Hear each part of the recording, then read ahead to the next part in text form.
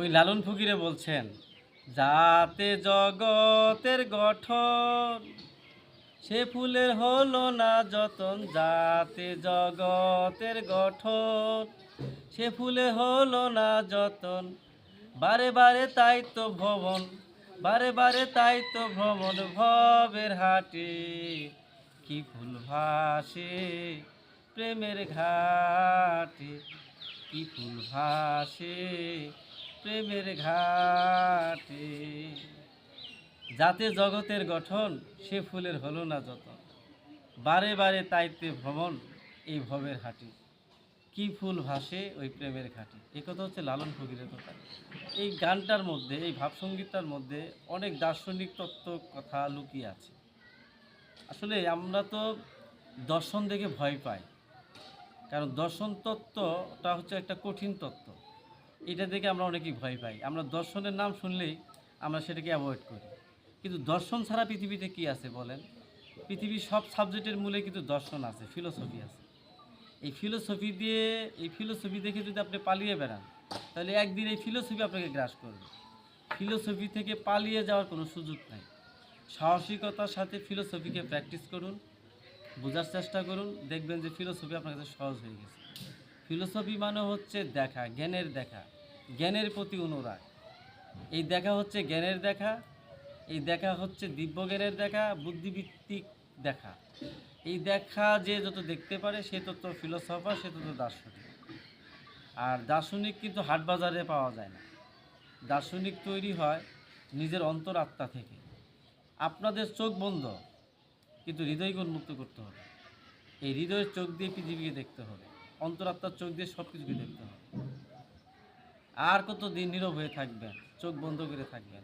এবার চোখ খুলুন, রাস্তাঘাট দেখুন, পৃথিবী কোন পথ দিয়ে গেছে সেই পথের সন্ধান করুন। আপনারা একটা রুটম্যাপ ধরে, একটা রুটম্যাপ ধরেই কিন্তু আপনাকে খুঁজতে হবে। হ্যাঁ, এলোমেলো করে খুঁজলে আপনি পাবেন না। যে কোনো জিনিস আপনাকে রুটম্যাপ ধরেই খুঁজতে হবে, ইতিহাসের রুটম্যাপ ধরেই খুঁজতে হবে। তো লালন ফকির হচ্ছেন আমাদের দেশের লুকায়িত দার্শনিক, মরমী সাধক। তিনি তার ভাবসঙ্গীতের মধ্য দিয়ে তার দর্শনকে তুলে ধরেছেন। তিনি শুধু আবেগের কথা বলেন নাই, তিনি সেই আবেগের কথার মধ্য দিয়ে কিন্তু দার্শনিক প্রশ্ন করেছেন, দার্শনিক প্রশ্ন ছুড়ে দিয়েছেন। তিনি প্রশ্ন করেছেন যে আমি কে, না জানি আমার পরিচয়, না জানি আমার সন্ধান। হ্যাঁ, এগুলো হচ্ছে আত্ম অন্বেষণ, আত্মজিজ্ঞাসা, যে ছিলাম কোথায়, এলাম কোথায়, আবার যাব কোথায়, এই পৃথিবীতে এসে কী করছি। এগুলা কিন্তু তিনি গানের মধ্য দিয়ে তিনি বলছেন। তিনি কিন্তু আবেগের কথা শুধু বলেন নাই, তিনি কিন্তু দার্শনিকদের মতো প্রশ্ন করে করে, ধরে ধরে তিনি কিন্তু কথা বলেছেন। তো লালন ফকিরকে ভালো লাগে, লালন ফকিরের দর্শন ভালো লাগে। আমিও যদিও গান গাইতে পারি না, কিন্তু পৃথিবীতে আমরা তো আল্লাহর জন্যই আসছি, আমরা সবাই আল্লাহর জন্যই আসছি। সেই আল্লাহকে এই পৃথিবী থেকে চিনে নিতে হবে, খুঁজে নিতে হবে। হ্যাঁ, বাউলরা আবেগের গান গায়, বেদনার গান গায়, দুঃখের গান গায়, যন্ত্রণার গান গায়, শুধু তাদের মনের মানুষকে পাওয়ার জন্য। এই জন্য তারা ভিক্ষার ঝুলি কাঁধে নিয়ে, হাতে একতারা নিয়ে, দু চোখে জল নিয়ে, গভীর নির্জন পথে নিঃসঙ্গ পথিকের মতো হেঁটে চলেন, দেশান্তরী হয়ে সেই মনের মানুষকে খুঁজেন। বাউলদের গানে বড় ধরনের একটা আবেগ থাকে। তারা গভীর নির্জন পথে এই মনের মানুষকে খুঁজেন। এই মনের মানুষকে না পাওয়া পর্যন্ত বাউলেরা ঘরে ফিরেন না। তারা এই পৃথিবীতে অর্থ চান না, বৃত্ত চান না, হ্যাঁ, লাক্সারি জীবনযাপন চান না। তাদের রাজনীতি জীবন নাই, অর্থনীতি জীবন নাই, তাদের শুধু মনের মানুষের সন্ধান আছে। এই মনের মানুষকে তারা ভিখারির বেশে খুঁজে বেড়ান এই সংসার থেকে। তো বাউলরা কিন্তু গবেষক, বাউলরা কিন্তু বিশ্লেষক। তারা দেহ এবং আত্মাকে বিশ্লেষণ করে।